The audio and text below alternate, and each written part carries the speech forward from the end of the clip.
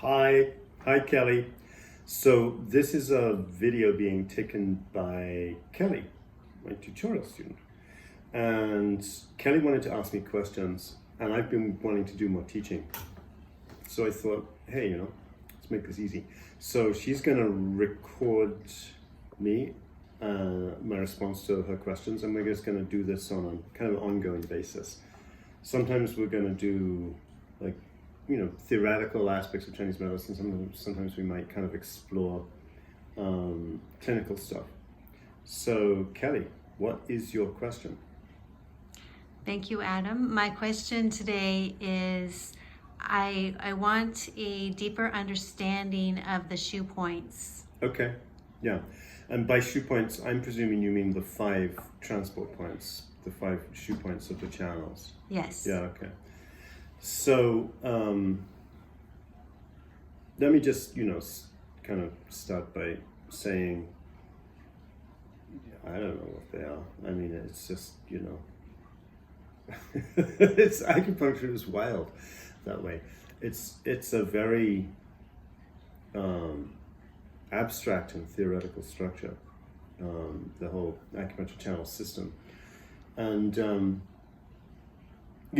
I personally don't believe that there are 12 acupuncture channels, because when you think about it, and you look at how the acupuncture channels are distributed, on the hands or on the feet and so on, why do I have an acupuncture channel here going to the, the radial side of my thumb, but not to the ulnar side of my thumb? Like, what's up with that?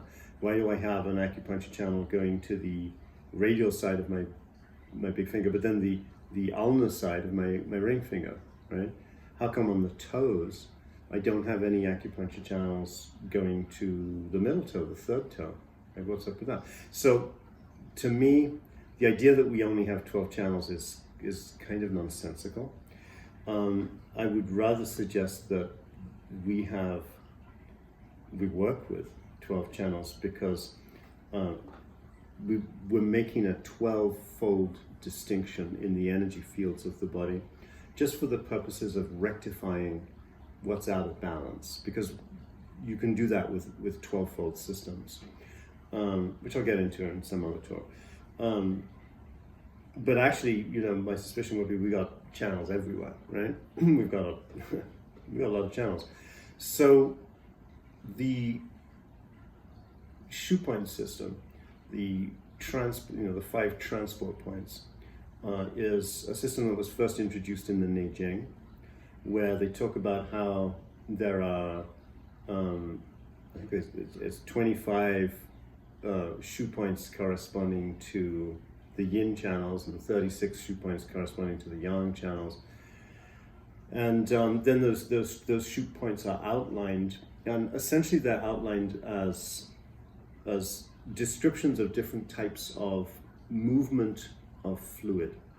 And so the points that are closest to the extremities, the tips of the fingers and toes, are analogized to like a well, or like a well of water, like the beginning of the emerging of water.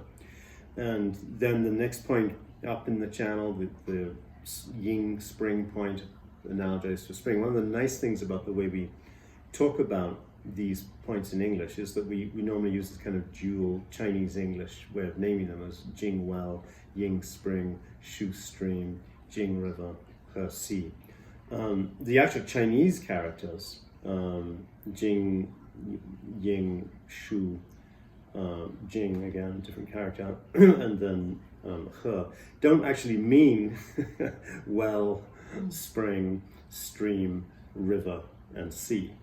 They actually simply don't really mean that. They have other meanings, but it's kind of nice that we do that in English, because it does sort of emphasize this idea that's expressed in the Neijing, that there's this movement that's kind of coming from outside of us, like the cosmic energy kind of thing, and is traveling in a centripetal fashion. It's traveling from the outside inwards. And that stands in distinction to the idea of the channel flow that we often work with, where we're thinking, the lung channel flows into the large intestine channel flows into the stomach channel, and so on. That's like a whole other sort of way of thinking about movement of energy in the channels. So we can outline certain like characteristics of these transport points, and I can tell you about how they're sort of typically used in acupuncture. So firstly, we start with the Jing-well points.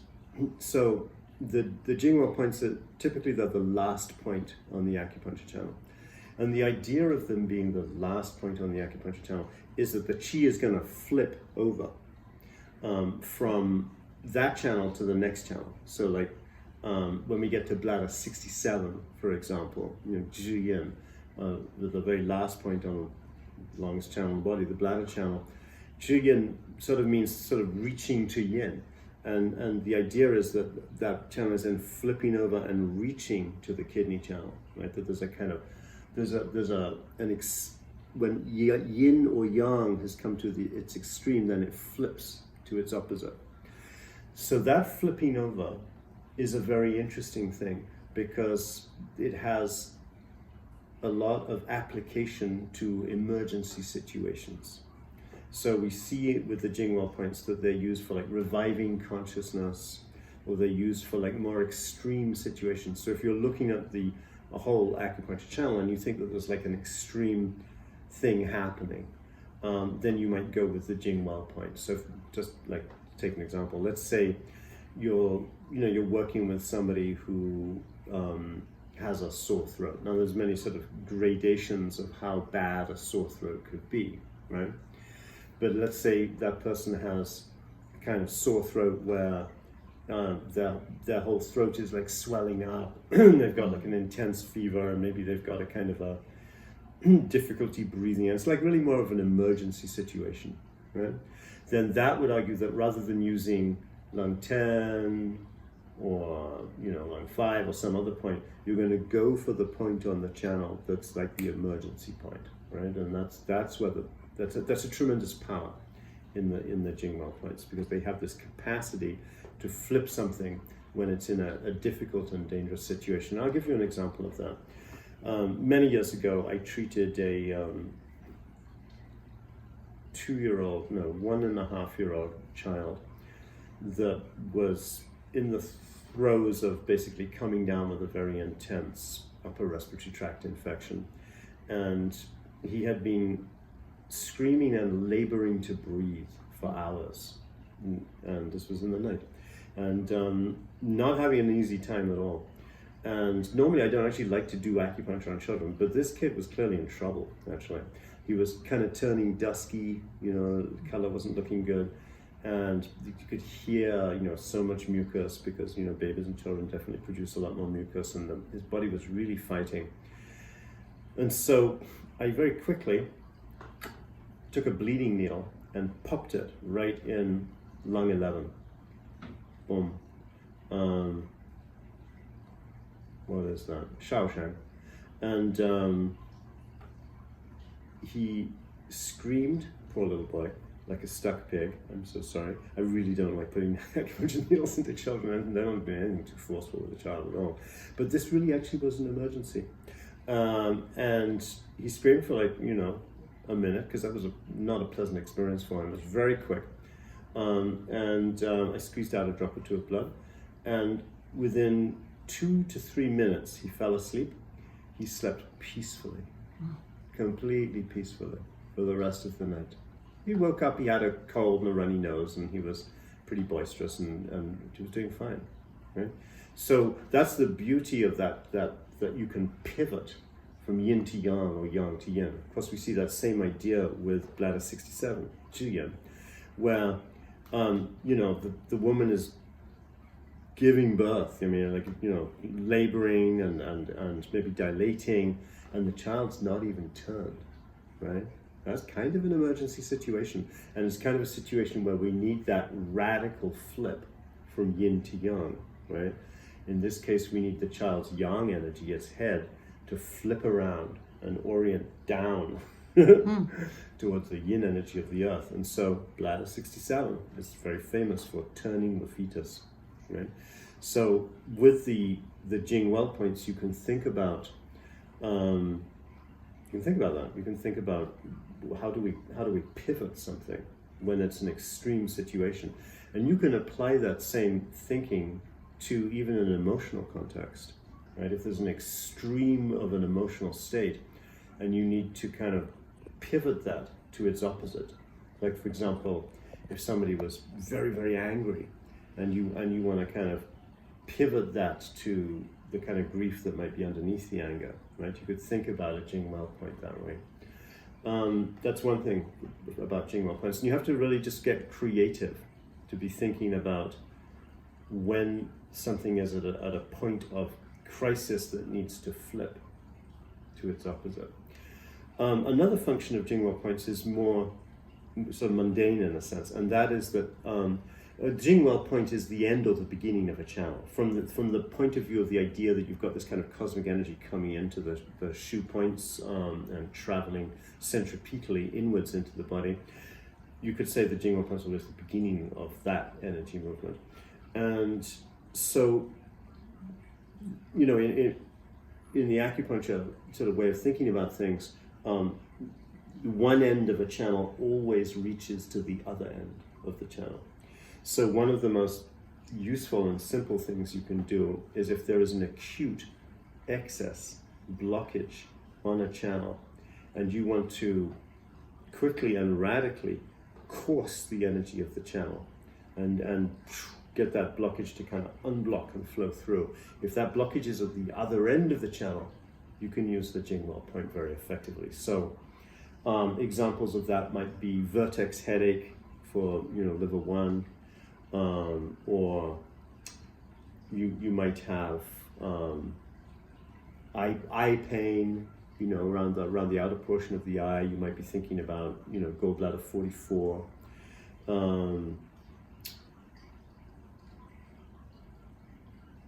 Large intestine 1, for if there's something going on in the sinus area that's very extreme and you need to just open the channel. So if the pathology is obviously on the channel and really sort of stuck at the other end of the channel, you can think about the Jing-well points. And we often see this come into play with problems with the ears, the eyes, you know, the face, the nose, because this is the sort of the other end of all of those young channels of the hand, small intestine, triple bladder, and large intestine channel, all could come into play here. Actually, you know, it's interesting to think about the channel, the Jing-well point flipping things around, because we also have heart 9 for heart attacks. Right? The last point on the heart channel, there's a tradition which is not so much an acupuncture tradition, although I've definitely heard it as an oral tradition. It's also a Qigong tradition, that if somebody is having a heart attack, if necessary, you stimulate like crazy heart 9. And I met 2 people that did this and it worked for them. One was a paramedic, and he knew acupuncture, was studying acupuncture and Qigong, and he was working as a paramedic, and he had a man who was coding out from a heart attack, and nobody was looking. He was in the back of the ambulance. It was a rainy, you know, stormy night, and they were a long way, I think it was down in Big Sur, they were a long way from a hospital. He didn't think this guy was going to make it at all. He grabbed a hypodermic and bam, slammed it into heart 9, and boom, the thing started to resolve. I heard of another story from Charles Bellier, the man who founded 5 Branches. I think it was a friend's father. He had a friend who knew about this, and his father, you know, had a heart attack, and he bit. He grabbed his father's finger and he bit down really hard on heart 9. Boom, stopped the heart attack. So this capacity to flip something is very interesting to think about with the Jing-well points. I think if I know of any other examples that way with the Jing-well point. I think I have bled pericardium 9 in my time, and I've definitely bled like around liver 1. Now, pericardium 9 and liver 1 are interesting because they are Jing-well points that actually go to the, rather than to the corner of the nail bed, they actually go to the tip of the finger in the case of the pericardium channel, and the top of the big toe in the case of the liver channel. And I'm always sort of interested by that because of this idea that the Zhuoyin spreads, like the liver channel reaches all the way to the top of the head. The pericardium channel reaches horizontally all the way as far horizontally as you can spread out through the middle finger. And sometimes when somebody is in an extreme psychological state, and then you can bleed those points, and we actually correlate that to ghost invasion. Of course, the pericardium channel has more ghost points. I think pericardium 5, 7, and 8 are all, well, 2 of those are classic ghost points, and 1 is considered also to be a ghost point. But you can also think about pericardium that way, especially when you see the excess heat build up in the heart. I'm going to take a look at what I might be forgetting about Jing-well points. Jing-well points are specifically indicated for fullness below the heart, and that's considered to be an indication for all of the Jing-well points. Now, that comes from a breakdown of shu point function from the Neijing. The Neijing has this passage which says Jing-well points are indicated for fullness below the heart, Ying spring points for heat in the body, Shu stream points for heaviness in the body and joint pain, Jing-revel points for coughing, dyspnea, chills, and fever, and He points for rebellious qi and diarrhea. Now, that whole structure is about the element of the transport points on the yin channels. On the yin channels, they're going wood, fire, earth, metal, water. So the wood point is the Jing-well point, and the wood point clears this fullness beneath the heart. And what do you have beneath your heart? Beneath your heart, you have your diaphragm. Of course, you have your liver, which is coming all the way across, and I would argue aspects of your pancreas are also wood energy, and I would argue that the diaphragm itself is a wood energy phenomenon. So what's also kind of interesting about this idea of clearing fullness below the heart is that in the Neijing, there's this conversation about when something is very dangerous, it penetrates beneath the heart. In fact, if you observe somebody who is dying, and if you have the opportunity or the good luck, really, in some ways, to actually be able to perceive the energy field of a person who is dying, one of the things you become aware of is that there is an energy sort of coming in towards the center of their body, normally to the region just beneath the heart, that actually, when it finally gets all the way down through their etheric body, through their chi body, down sort of towards the actual physical body, that is when you have separation of yin and yang, and the person dies. And it's a distinct quality that comes into the person often over the course of 3 or 4 days. And then finally it kind of lodges into that region beneath the heart, which in the Neijing is called the Gao Huang. And the person dies, you have separation of yin and yang, and they die. So the idea that a Jing-well point can kind of reach into that area is again another sort of reaffirmation of the idea that Jing-well points can be used for extreme emergency situations. Okay, let me have a thought about, have a look at what the Jing-well points are, typically described as doing. Okay, the Jing-well points, we mentioned the fullness below the heart idea. Also, the Jing-well points are considered to be useful for diseases of the Zhang organs specifically, which in a sense, that's just kind of saying your more serious issues. And this is taken from, I'm just looking through the manual of acupuncture's breakdown just to kind of jog my memory about what people think about points. And I'm kind of going to, for this particular thing, I'm just going to confine myself to Jing-well points, because obviously I don't want to talk for 2 hours. I got a patient over. So the Jing-well points are used for clearing heat, restoring consciousness, and rescuing collapse. That kind of says it nicely. It's that, rescuing function. The Jing-well points treat the uppermost reaches of the channel as they've stretched to the opposite end of the channel. One of the things I learned from one of my teachers once, which I thought was great, was he said you can use the Jing-well points for musculoskeletal issues when they're acute and excess, and they're an acute and excess blockage on the channel. It doesn't even have to be the other end of the channel. But the common way you think about it is the other end of the channel with like fevers and, clearing heat and all that stuff. But actually, let's say somebody has a really like spazzed out, sort of deltoid or something right over the large intestine channel. Bleed large intestine 1. You can use them also just for musculoskeletal regulation when it's quite acute and quite excess. I think that's it for... Can I ask about one thing about that that I saw in the clinic here? Yeah. I saw that you used a Jing-well point on the toes, or a couple of them, because it was today, right? No, it was a few. Oh, it was okay. a couple, maybe last week. Okay. Because you were sensing that the energy wasn't flowing down. Yeah. It was blocked in the calf or the shins. Okay. So. Yeah. I will quite often use Jing-well points just to get things open. It's like that same thing that I learned from Richard Schwery, one of my first acupuncture teachers, about for the musculoskeletal issue. Because, nowadays with a really thin needle, with like, real thin, like 38 gauge or something, you just tap it in. It's not too bad for people. It can be okay for people. So I think that gives us more latitude to play with Jing-well points. So I quite often do.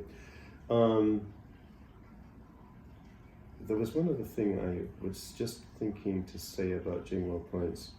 No, I just want to talk a little bit about the element ordering of the shoe, the transport shoe points, shoe transport points. So on the yin channels, the Jing-well point is wood, and on the yang channels, the Jing-well point is metal. Now, in the anatomical position that was used in Chinese thinking to describe the body and to define channels, the hands are up above the head, and so the yang channels are floating down the arm to the head, and then down the body to the feet, right?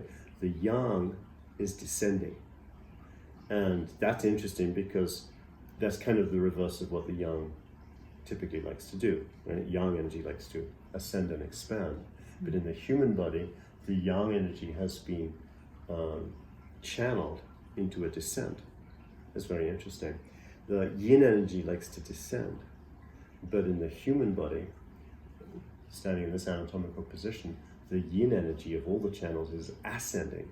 So that's the reverse of what yin likes to do, and it's the reverse of what yang likes to do, which is very interesting. Because if we just let yin and yang do their own thing, they separate, right? If we harness yin to move in its opposite direction and yang to move in its opposite direction, then we have a thermonuclear system of you've got a living being right there. You've got something which is harnessing those energies. It's very interesting. So on the yin channels, remember the yin channels are actually all moving upwards from your feet to your belly and your chest, and then from your belly and your chest to your hands. And the yin channels begin with wood, right? That's the element description of the Jing-well points of the yin channels. And what does wood do? Wood floats up, right? The yang channels begin with metal. And what does metal do? Metal sinks down, right? The most buoyant element and the most sinking element.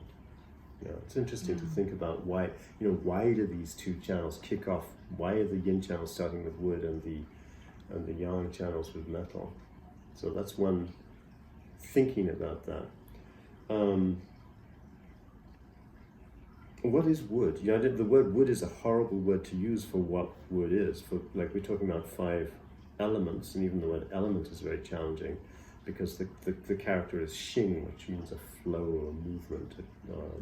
So we've got these 5 forces moving, and the character for wood is just a tree, right? So when we're talking about that element, it's actually the element tree. And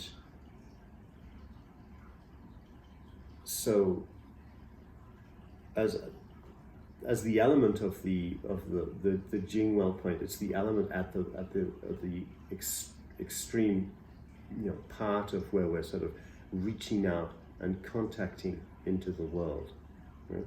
And there's something here which then connects to the nervous system in the human body, because the tree force is quite linked in to the nervous system. It's quite connected. If we were to think about, well, the water force is connected to, water metabolism in the body, and the earth force may be connected to the flesh and the actual cell matrix of the body and so on. I would argue that the wood force, the tree force, is actually connected to the nervous system. And certainly when we needle those points, they're incredibly nerve-rich. This has got a massive amount of nerve reaction when you needle a Jing-well point.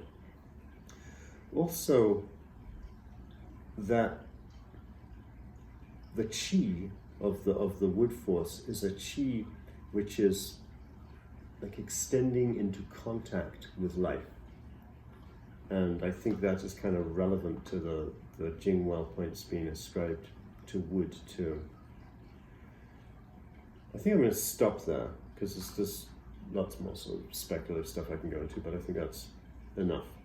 Jing-well points, there we go. So we could do another talk at some point about the other shu transport points. Okay? Thank you. Great, you're welcome.